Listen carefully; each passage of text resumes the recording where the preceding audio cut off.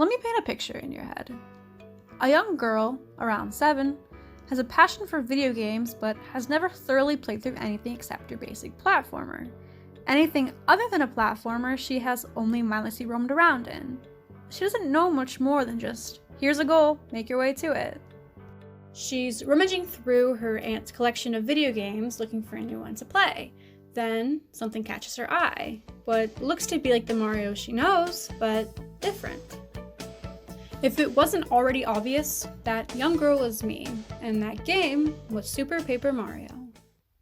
Now, at the beginning, you find out the villain in this game is not Bowser like you might expect. And Kid Kylie didn't even know that was possible. The antagonist is Count Bleck, who actually uses Bowser to his advantage. He forces Peach against her will to marry Bowser in order to create the Chaos Heart. By doing this, he is able to open the void that will fulfill the Dark Prognosticus, therefore destroying the entire universe. Mario meets a butterfly pixel named Tippi that helps him through his journey and is tasked with saving the entire world instead of his usual task of saving Peach. She is not the damsel in distress this time, and as the game goes along, Peach, Bowser, and Luigi join the adventure. It is later found out that they are the 4 heroes mentioned in both the Dark and Light Prognosticus that hold the ability to collect all 8 pure hearts to stop the void from consuming everything. So, pure hearts counteract the Chaos Heart that I previously mentioned, and the Light Prognosticus that was created by the Tribe of Ancients was also to counteract the Dark. Both are books of divination, however the Light Prognosticus tells the future in a more optimistic sense, while it is said that anyone who has possessed the Dark Prognosticus has never found happiness. Each pure heart is scattered in different dimensions, and you gotta go through a lot to collect them all. You become an imprisoned slave, have to endure a dating simulator with a weeb, travel through space, end a race war in a prehistoric time, challenge 100 duels in basically Japan, fight brainwash Luigi, go to hell, go to heaven, ultimately make your way to Castle Bleck, and save all dimensions. No big deal, right? Now, I was essentially raised around video games. My mom tells me how she tried to get me to play the original Super Mario Bros. When I was a literal toddler, but eventually I started playing on my own, and we would spend time at my grandparents' where my mom's younger sister still lived at, and even if little me was an annoyance to my teenage and young adult aunts, they gladly would let me pick up a game of theirs and give it a try. There's a ton I would pop in for half an hour, walk around, and never touch it again, but Super Paper Mario was different. Something about it was captivating to me. I really enjoyed how it was similar to the Mario I was familiar with, but included puzzles and other things to figure out, as well as a story that a few years down the line I'd be able to truly appreciate. Except, being as young as I was, I got stuck on Chapter 7 in the over there, and it pissed me off, so I put the game down for a while. But the summer that I was 9 going on 10, I picked the game back up. Also, I don't know how or why I had it in my house, because it was still my aunt's copy, but for some reason I held possession of it, so I began my first full playthrough. I would not put the thing down. I was obsessed. I loved it even more than when I played it a couple years prior, and I was completely immersed into it. Every day, or every night since it was summer break, I would turn on my Wii and resume playing it. I wanted to get to the ending and couldn't put it down until I did. I truthfully fell in love. And then eventually I finished it. Proud of myself and satisfied, except I wasn't satisfied because I wanted more. My aunt did let me play one of the first 2 Paper Marios. I can't remember which, but it just simply wasn't the same to me. And I assume this is how people who fell in love with the originals felt with Super, so I totally understand why the game was controversial at first, and in my earlier teen years, I fell in love with those games as well. But I had a Super Paper Mario void in my soul that needed to be filled. I even attempted at 100%ing the game, but since the post-game is mostly just collecting cards and maps, you can imagine as a child, I lost interest in completing it after a while. However, I did not lose interest in the game itself. I would come up with ideas on how they could make a wonderful sequel to it on the Wii U, because keep in mind this would have been in 2013, and I was what felt like the only person in the universe to have a Wii U. I literally don't think anyone I have ever known in my personal life has ever had one. And it comes with 2 free games. Hot buttered popcorn, that's a deal! But I loved mine and I wanted a sequel to my favorite game, which also no one that I knew had played, so Paper Mario felt sort of unknown to me. In a desperate attempt to fulfill my wish, I took to the internet and made both a Facebook page and a WordPress blog. They were each titled Hoping for Paper Mario U. The Facebook page unfortunately no longer exists, however there is some evidence of its existence, but I actually found the WordPress blog, although there's not much left of it. Hoping for Paper Mario U. Be awesome and annoy Nintendo until they make Paper Mario U. I guess 10-year-old me thought that this intricate message would force Nintendo to open their eyes and let me design their next game, but it didn't, so I contacted them personally. Hello, I am Kylie, and about a month or so ago, I asked Nintendo if they could make a Super Paper Mario Wii U. I don't know if you remember me, but anyways, If was searching the internet for information regarding Super Paper Mario Wii U.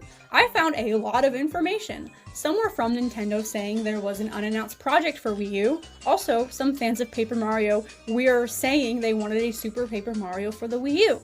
I was just wondering if Nintendo was making a Super Paper Mario Wii U. Thank you, Kylie. Not only did I send them this thoughtfully constructed email, I called them. I found a number on their website and left like a weirdly long voicemail detailing my idea and why it should be made. I wish I could hear that voicemail because I don't even remember what my idea was. I just remember going on about what younger me felt like was a revelation. They obviously didn't listen to me. Color Splash was released when I was in 8th grade and I was like, oh great. All that hard work from 10-year-old me for nothing. But from that first time I completed it onwards, I would replay Super Paper Mario every summer. I finally paid attention to and appreciated the story when I was probably 12, and for my 14th birthday I was finally gifted my own copy because up until then I literally still had my aunt's. Admittedly, it did lose its novelty and excitement as years went by, which is sad, but it's just what happens. So when I was 16, I played the original and the Thousand Year Door to bring that excitement back, and this was when you could still get them for like $50 each, so I'm glad I acquired them when I did, and I had come to find out how much I loved these games as well. I remember pre-ordering Origami King when it was announced and being all excited because it was going to release the day before my 17th birthday.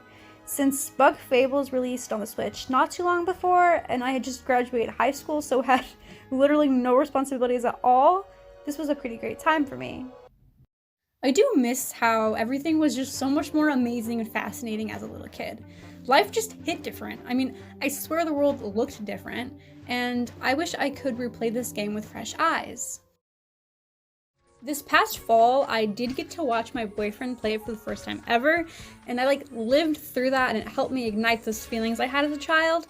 He also said the Cragden chapter was his favorite part of the game, which everyone kind of hates. I don't know, public opinion can be weird because I actually love chapter 5 as well, but I genuinely can't choose a favorite chapter, and it's funny because there's shit that annoys me in every single one of them, but I can't help but cherish them all. Super Paper Mario truly is so unique. I'd argue it is the most out of any Mario game.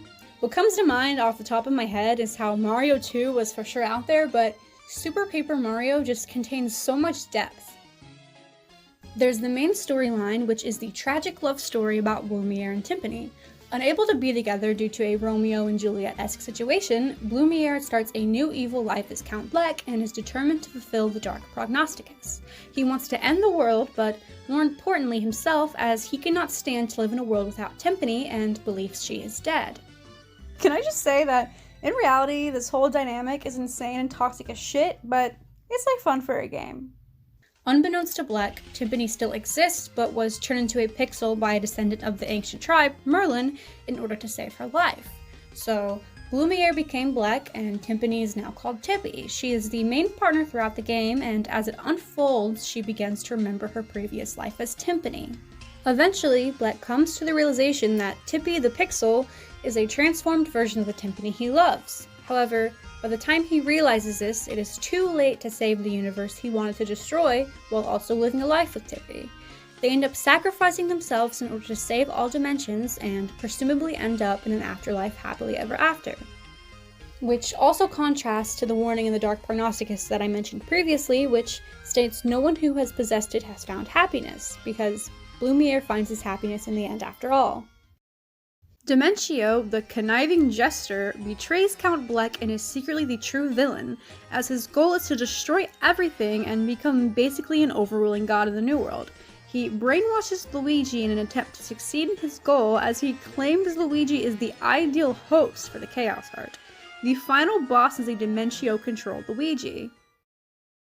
Alright, Luigi's a villain and Bowser's a good guy, and I love that. Starting with Thousand Year Door, they began downplaying Bowser's evilness in the Paper Mario universe, and by now he literally isn't a villain anymore. I love how Bowser is essentially a completely different character within the series after the first Paper Mario, and because of this, I think he's my favorite character in the entire franchise. And you know the infinite amount of Toads in the past 3 games? Well, the only Toad is the one in the beginning.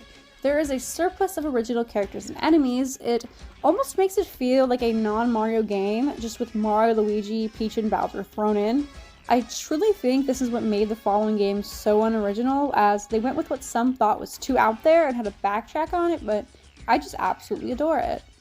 Along with this is an entire history of lore created for the game, which you can discover a lot of by talking to Garson the bartender of Flipside and Carson the bartender of Flopside.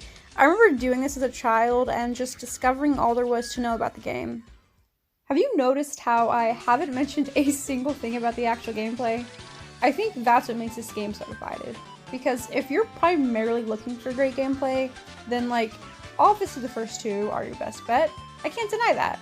But the charm of Super Paper Mario is something that, in my opinion, just cannot be beat. And that's not even to say that the gameplay is bad or anything. It just falls behind in a lot of ways compared to its predecessors.